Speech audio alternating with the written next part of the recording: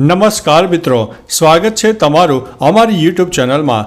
આજની વિડીયોમાં વાત કરીશું દેશ અને દુનિયાના સુપરફાસ્ટ સમાચારની। સૌપ્રથમ વાત કરીએ તો રાજ્યમાં મેઘરાજાનો જોર ઘટ્યો છે। 6 દિવસ સાર્વત્રિક વરસાદના એંધાણ। ગુજરાતમાં મેઘરાજાનો જોર ઘટ્યો છે।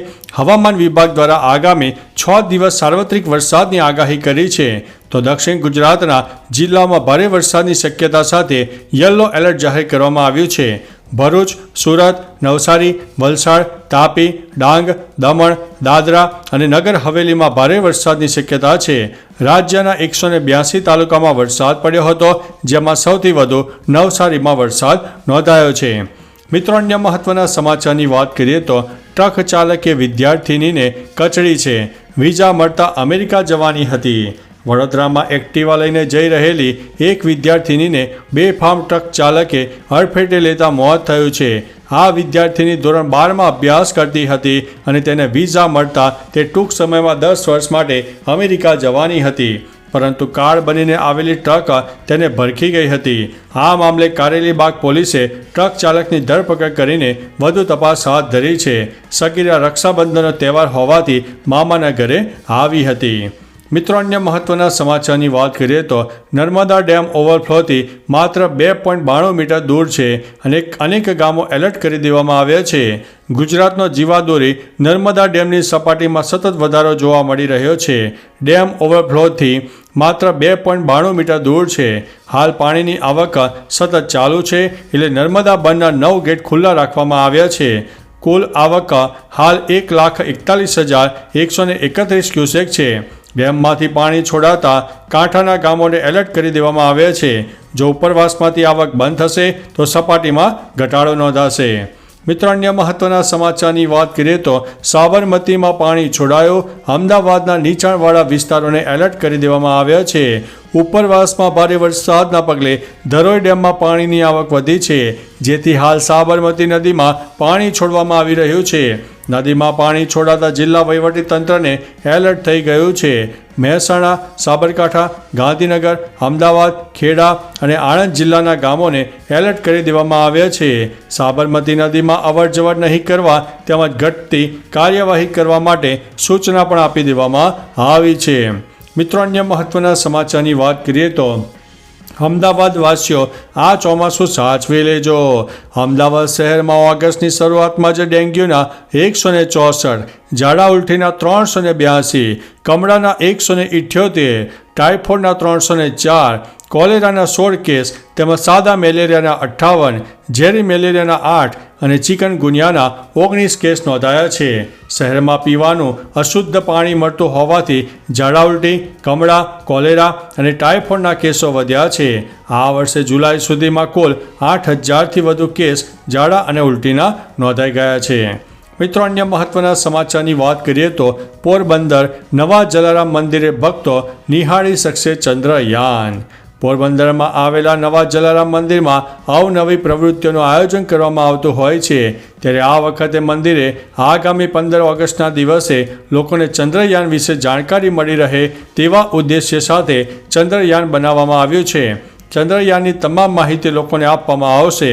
15 ઓગસ્ટના રોજ સાંજે 5 થી 7:30 કલાકે મંદિરમાં ચંદ્રયાન અને ટેન્ક અને હેલિકોપ્ટર પણ મૂકવામાં આવશે। મિત્રો, અન્ય મહત્વના સમાચારની વાત કરીએ તો 15 ઓગસ્ટને લઈને ગુપ્તચર એજન્સીઓ એલર્ટ જાહેર કર્યું છે। જેમ જેમ સ્વતંત્રતા દિવસ નજીક આવી રહ્યો છે તેમ તેમ દેશભરમાં સુરક્ષા વ્યવસ્થા સઘન બનાવવામાં આવી છે। દેશભરમાં હાલ સ્વતંત્રતા દિવસની ઉજવણીની તૈયારીઓ જોરશોરથી ચાલી રહી છે। તે દરમિયાન સૂત્રો પાસેથી સમાચાર સામે આવી રહ્યા છે। આતંકવાદીઓ માનવ બોમ્બના રૂપમાં હુમલો કરી શકે છે। આ ખતરાને જોતા ગુપ્તચર એજન્સીઓએ એલર્ટ પણ જારી કર્યું છે। મિત્રો, અન્ય મહત્વના સમાચારની વાત કરીએ તો ઇન્સ્યોરન્સના નામે છેતરપિંડીનું કૌભાંડ। રાજકોટમાંથી ઇન્સ્યોરન્સ પોલિસીના નામે છેતરપિંડીનું કૌભાંડ સામે આવ્યું છે। મહિલાએ પોલીસ અને ગ્રાહક સુરક્ષામાં ફરિયાદ કરી છે। વાત એમ છે કે મહિલાને ગિફ્ટ માટે ફોન આવ્યો અને ઇન્સ્યોરન્સ લેવડાવ્યું હતું। ફેમિલી ઇન્સ્યોરન્સ કવર થશે કહીને છેતરપિંડી કરવામાં આવી છે, જેમાં પોલિસી માત્ર પતિના નામે એક્સિડન્ટ પોલિસી નીકળી છે। ફરિયાદીના ઇન્સ્યોરન્સ કચેરી સામે ગંભીર આક્ષેપ પણ લગાવ્યા છે। મિત્રો, અન્ય મહત્વના સમાચારની વાત કરીએ તો એસટી બસ ખાડામાં ખાબકતા 20થી વધુ મુસાફરો ઈજાગ્રસ્ત બન્યા છે. સુરેન્દ્રનગર ચોટીલા હાઈવે પર સોમાસર ગામના પાટિયા પાસે રાજકોટ સુરેન્દ્રનગર રૂટના એસટી બસ ચાલકે સ્ટેરિંગ પરનો કાબુ ગુમાવતા બસ રોડ પરથી નીચે ખાડામાં ખાબકી ગઈ હતી. આ બસમાં 30 જેટલા મુસાફરોમાંથી અંદાજિત 20થી વધુ મુસાફરો ઈજાગ્રસ્ત થયા છે. અકસ્માતની જાણ થતાં આજુબાજુના લોકોએ 108 અને પોલીસને જાણ કરી હતી, જેમાં 108 અને પોલીસ તુરંત ઘટના સ્થળે પહોંચી ગઈ હતી. મિત્રો, અન્ય મહત્વના સમાચારની વાત કરીએ તો ગુજરાતમાં ફરી મહા આંદોલન શરૂ થશે. 16 ઓગસ્ટે ફરી એકવાર શૈક્ષિક સંઘ મોટું આંદોલન કરી શકે છે. રાજ્યમાં શિક્ષકો પડતર પ્રશ્નોને લઈને ઘણા સમયથી આંદોલનના મૂડમાં છે.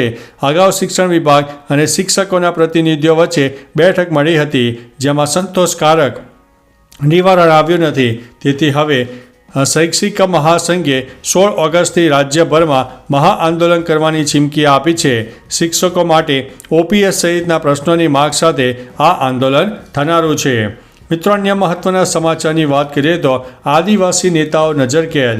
કેવડિયા ખાતે આદિવાસી યુવકોની હત્યા મામલે આયોજિત શ્રદ્ધાંજલિ કાર્યક્રમને લઈને રાજનીતિ ગરમાઈ છે. સામે આવેલી માહિતી અનુસાર ચૈતર વસાવા અને સુખરામ રાઠવાને રસ્તામાંથી ડિટેન કરી લેવામાં આવ્યા છે. બીજી તરફ આનંદ પટેલના ઘરે પોલીસે ધામા નાખીને નજરકેદ કર્યા છે. કોંગ્રેસ નેતા અને પૂર્વ વિપક્ષી નેતા સુખરામ રાઠવા કેવડિયા ખાતે જવાના હોવાથી ક્વાંટ પોલીસે તેઓને રસ્તામાંથી ડિટેન કર્યા હતા. મિત્રો, અન્ય મહત્વના સમાચારની વાત કરીએ તો અમદાવાદના રોડ પર દોડતું મોત. અમદાવાદ શહેરમાં અકસ્માતના કિસ્સાઓમાં સતત વધારો જોવા મળી રહ્યો છે. ત્યારે છેલ્લા 12 કલાકમાં 3 અકસ્માત થયા છે, જેમાં 2 લોકોના મોત થયા છે અને 2 લોકોને ઈજાઓ થતાં તેઓને સારવાર માટે હોસ્પિટલમાં ખસેડવામાં આવ્યા છે. છેલ્લા 7 મહિનાની વાત કરીએ તો 230થી વધુ લોકોના અમદાવાદમાં અકસ્માતમાં મોત થયા છે. ઉલ્લેખનીય છે કે રાત્રિના સમયે ભારે વાહનો બેફામ રીતે પસાર થાય છે, જેના કારણે અકસ્માતો સર્જાય છે. મિત્રો, અન્ય મહત્વના સમાચારની વાત કરીએ તો સરકાર કંઈ નહીં કરે તો અમે કરીશું, તેવું હાઈકોર્ટે જણાવ્યું છે. કોલકાતામાં મહિલા ડૉક્ટર સાથે બળાત્કાર અને હત્યાના કેસમાં કલકત્તા હાઈકોર્ટે રાજ્ય સરકારને ફટકાર લગાવી છે. હાઈકોર્ટે કહ્યું છે કે પોલીસે હજુ સુધી આરજી કાર મેડિકલ કોલેજના તત્કાલીન પ્રિન્સિપાલ ડૉક્ટર સંદીપ ઘોષની પૂછપરછ કેમ નથી કરી? તપાસમાં કંઈક ખૂટે છે. રાજીનામું આપ્યા પછી સંદીપની તાત્કાલિક બીજી મેડિકલ કોલેજમાં નિમણૂક કેવી રીતે થઈ? તેમને લાંબી રજા પર મોકલવા જોઈએ. જો તમે કંઈ નહીં કરો તો અમારે ઓર્ડર આપવો પડશે. મિત્રો, અન્ય મહત્વના સમાચારની વાત કરીએ તો કોલકાતા રેપ વિથ મર્ડર કેસમાં હાઈકોર્ટનો સીબીઆઈ તપાસનો આદેશ. કોલકાતા હાઈકોર્ટે તાલીમાર્થી ડૉક્ટરના બળાત્કાર અને હત્યા કેસની તપાસ સીબીઆઈને સોંપી છે. કોર્ટે કહ્યું છે કે તપાસ સાથે જોડાયેલા દસ્તાવેજો તાત્કાલિક સીબીઆઈને સોંપવામાં આવે. કોર્ટે તપાસ અંગે પશ્ચિમ બંગાળ સરકારને ફટકાર લગાવી છે. કેસની સુનાવણી આગામી 3 અઠવાડિયા પછી થનારી છે. મિત્રો, અન્ય મહત્વના સમાચારની વાત કરીએ તો રાજ્ય સરકારની ખેડૂતો માટે 300 કરોડની સહાય. રાજ્યમાં વરસેલા ભારે વરસાદના પગલે ખેડૂતોને નુકસાન ભોગવવાનો વારો આવ્યો છે. ત્યારે આવી પરિસ્થિતિને જોતા સરકાર દ્વારા એક મહત્વનો નિર્ણય લેવામાં આવ્યો છે, જેમાં જમીન ધોવાણની કિસ્સામાં ખેડૂતોને સહાયની ચૂકવણી કરવામાં આવશે. ત્યારે મુખ્યમંત્રીની સૂચનાથી રાઘવજી પટેલ જમીન ધોવાણની જાતે માહિતી મેળવશે. સૌરાષ્ટ્રમાં પડેલા ભારે વરસાદથી ખેડૂતોને પાક નુકસાનીનું વળતર ચૂકવવામાં આવનારું છે. તો ચાલો મિત્રો, ફરીથી દેશ અને દુનિયાના સુપરફાસ્ટ સમાચાર લઈને મળતા રહીશો. ત્યાં સુધી અમને રજા આપશો. નમસ્તે.